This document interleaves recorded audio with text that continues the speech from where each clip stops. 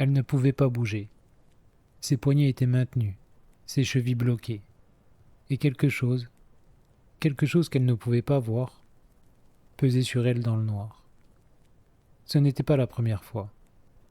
Et elle savait, au fond d'elle-même, que ce ne serait pas la dernière.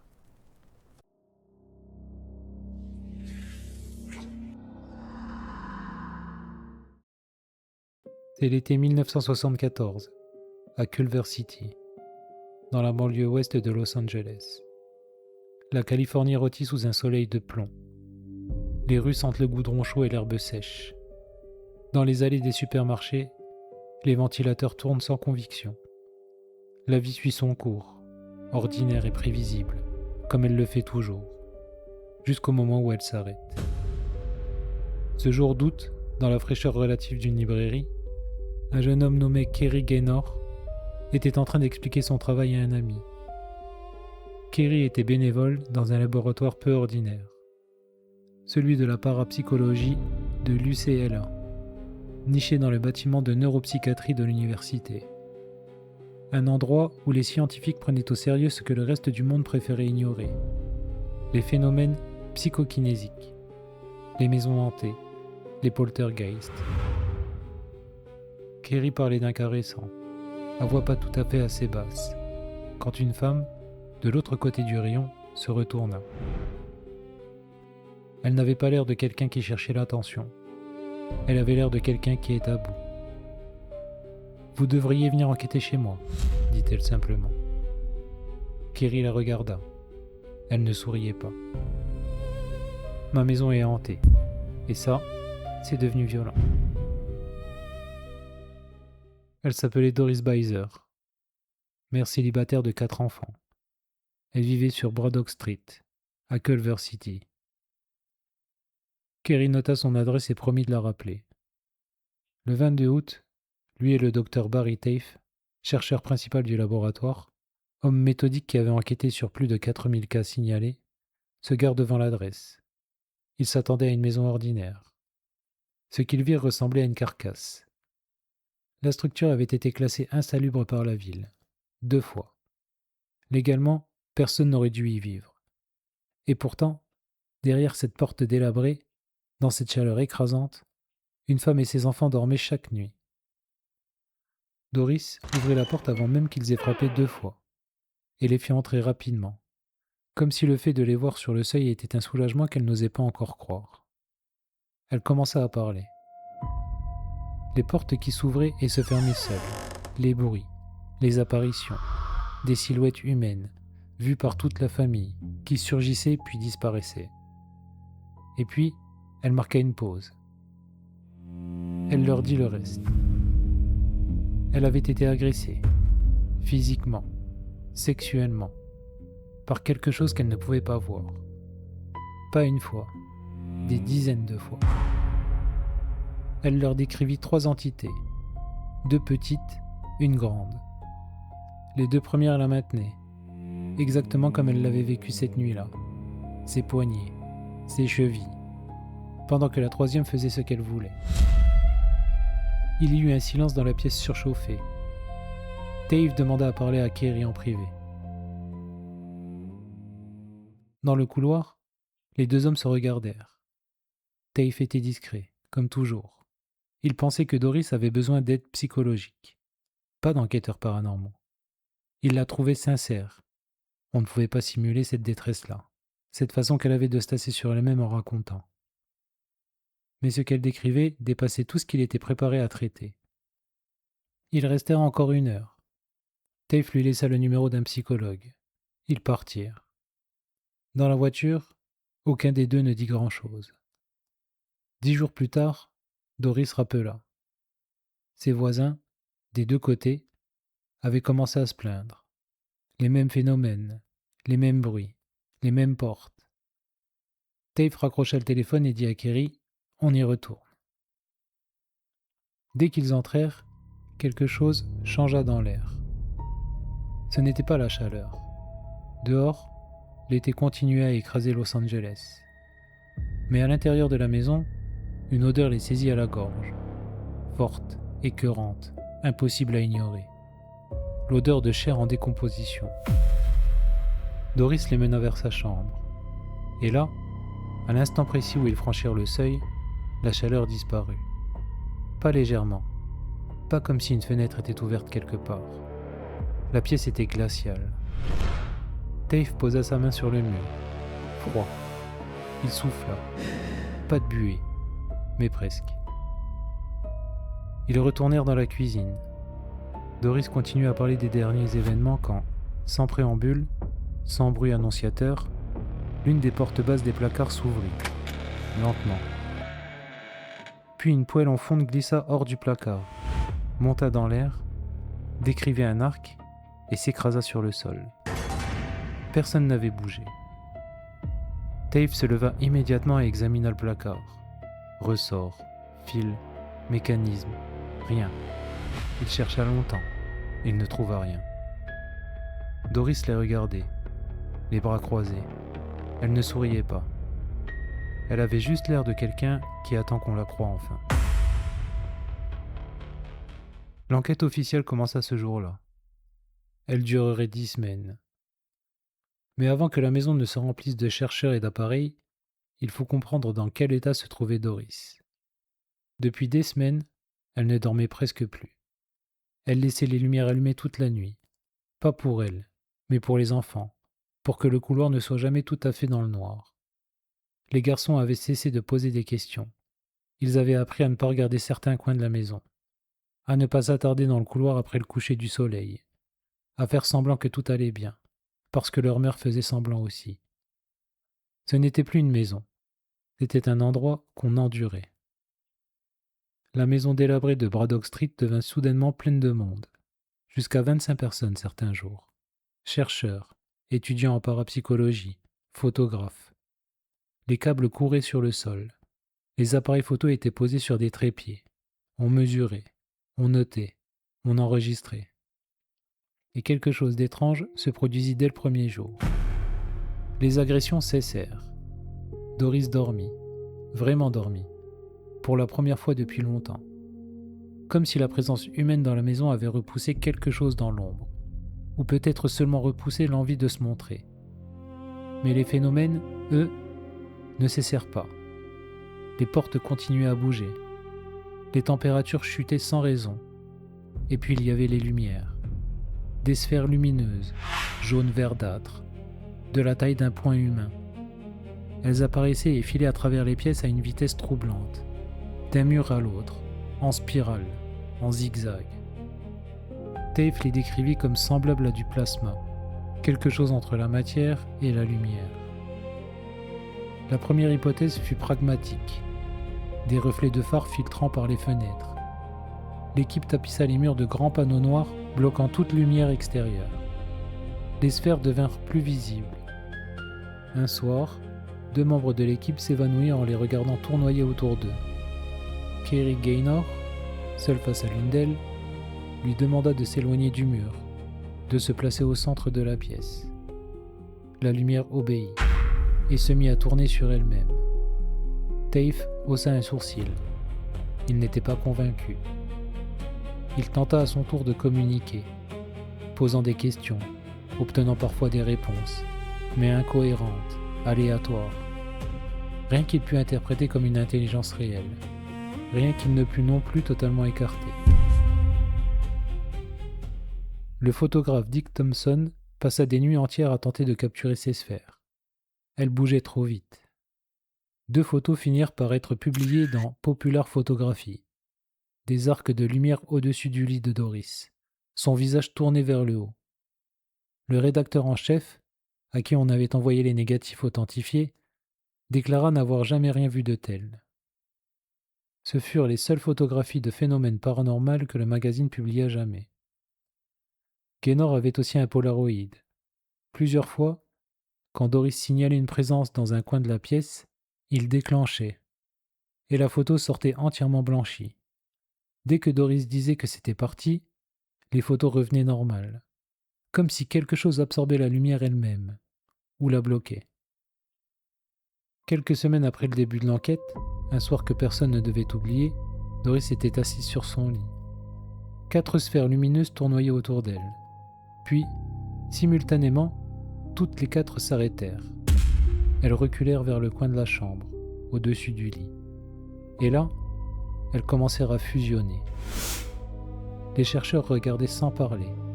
Personne ne bougeait. Quelqu'un, quelque part derrière, laissa échapper un souffle. Les sphères se fondirent les unes dans les autres. La lumière changea de forme, s'épaissit, et devant eux, suspendue dans l'air, une forme commença à prendre consistance. Le haut d'un corps humain, large, massif, flottant juste au-dessus de Doris, qui regardait en l'air, la bouche ouverte. Plusieurs témoins affirment avoir vu la même chose. Quand on leur demanda ensuite d'écrire leur rapport individuellement, sans se consulter, leurs descriptions étaient presque identiques. Aucune caméra ne capta quoi que ce soit. Dave continuait. Il avait remarqué quelque chose qui lui semblait fondamental. Quand Doris buvait, et elle buvait parfois lourdement, l'activité dans la maison augmentait. Quand elle était sobre, pendant plusieurs jours d'affilée, le calme revenait. Pas complètement, mais nettement. Dave n'était pas mystique. Il croyait en la physique, en la mesure, aux données. Et sa théorie prenait forme lentement, prudemment. Peut-être que Doris ne subissait pas ces événements. Peut-être qu'elle les produisait. Quelque chose dans son esprit, dans sa biologie.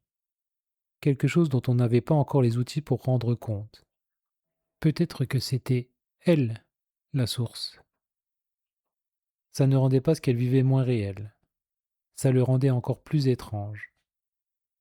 Une nuit, Doris appela Dave, en pleurant. Il arriva à minuit. La maison était dans un état de dévastation. Tous les panneaux noirs, fixés au mur avec du ruban adhésif industriel, avaient été arrachés. Violemment. Le plâtre était venu avec, par endroits. Les morceaux couvraient le sol. Doris tremblait. Elle dit qu'elle les avait vus se détacher, les uns après les autres. Dave regarda les murs, regarda Doris. C'était une petite femme, frêle. Il essayait d'imaginer la force nécessaire pour faire ça. Il n'arrivait pas à trancher. L'enquête se poursuivit encore quelques semaines. Les instruments relevaient quelque chose d'inexplicable lors des pics d'activité. Les compteurs Geiger, qui captaient normalement un bruit de fond radioactif constant, tombaient à 0. Pas une baisse, 0. Comme si quelque chose absorbait la radiation environnante. Et puis un matin, sans prévenir, Doris prit ses enfants et disparut. Elle avait économisé, en secret, depuis des semaines. Elle ne dit rien à l'équipe. Elle ferma la porte de Braddock Street derrière elle et ne regarda pas en arrière. L'équipe apprit la nouvelle après le fait. Ce n'est qu'un écrivain, Frank De Filita, qui suivait le cas depuis plusieurs mois, qui put les tenir informés. Parce que Doris, elle, continuait à lui parler. Parce que les phénomènes avaient recommencé dans la nouvelle maison. La nouvelle maison, un autre quartier, un nouveau départ. 2 semaines après l'emménagement, les portes recommencèrent à bouger. Les objets se déplacèrent. Les voisins des 2 côtés, qui ne savaient rien de Doris, rien de Braddock Street, se plaignirent des mêmes choses. L'équipe revint, cette fois dans l'obscurité du salon, avec un magnétophone posé sur le sol près de Dave. Un vase traversa la pièce et se fracassa au milieu du groupe. Personne ne bougea. Puis, plus tard, en réécoutant l'enregistrement, ils entendirent quelque chose. Une respiration, profonde, lente, qui se rapprochait du microphone. Un pas, puis un autre, puis un bruit de traînée, quelque chose qu'on tire, ou quelque chose qui ne lève pas les pieds tout à fait correctement. Le son se rapprochait encore. Et puis l'enregistreur s'éteignit. Personne dans la pièce n'avait bougé. Personne n'avait entendu ce son en temps réel. Lors d'une dernière séance dans cette maison, l'équipe regarda, en temps réel, Le ruban adhésif se décollait du mur, comme tiré par une main invisible, et le panneau partir en l'air et frapper Doris à la tête. Kerry Gaynor, dans un réflexe qu'il regrettera peut-être plus tard, demanda à voix haute à ce que ce soit refait. Ce fut refait. Doris ramassa ses affaires. Elle emmena ses enfants à San Bernardino, puis au Texas. Elle coupa tout contact, avec les chercheurs, avec les journalistes, avec tout le monde. Le livre parut, puis le film The Entity, 1982. Tafe n'avait pas su que De Filita écrivait. Il découvrit l'existence du manuscrit quand l'auteur le contacta pour lui demander de l'aide sur les derniers chapitres, comme Tafe aurait voulu que l'enquête continue. Ce qu'il aurait fait, les tests, les analyses en laboratoire, les choses qui ne furent jamais faites. En 1983, Tafe fut invité à une projection privée à Fox Studios. Il vit Doris dans la salle. Ils échangèrent quelques mots. Elle dit qu'elle avait aimé le film. Tafe sentit qu'elle était mal à l'aise avec l'attention. Mais elle dit aussi qu'elle était reconnaissante, qu'ils avaient essayé de comprendre, et ne dit rien sur ce qui s'était passé depuis le Texas. Ce fut la dernière fois qu'il la vit. Doris Beiser mourut en 1999. Elle avait 59 ans. Insuffisance respiratoire. Son fils Brian donna une interview des années plus tard. Il voulait corriger ce qu'il considérait comme des erreurs, sur la boisson, sur l'état mental de sa mère, sur la façon dont les enquêteurs l'avaient décrite. Il se contredisait plusieurs fois pendant l'entretien. Il était émotif. Il pleurait parfois. La personne qui le rencontra dit qu'il ne cherchait pas à mentir. Il voulait juste que quelqu'un comprenne qui était vraiment sa mère. Les deux autres fils confirmèrent l'essentiel. Les objets qui bougeaient, les figures.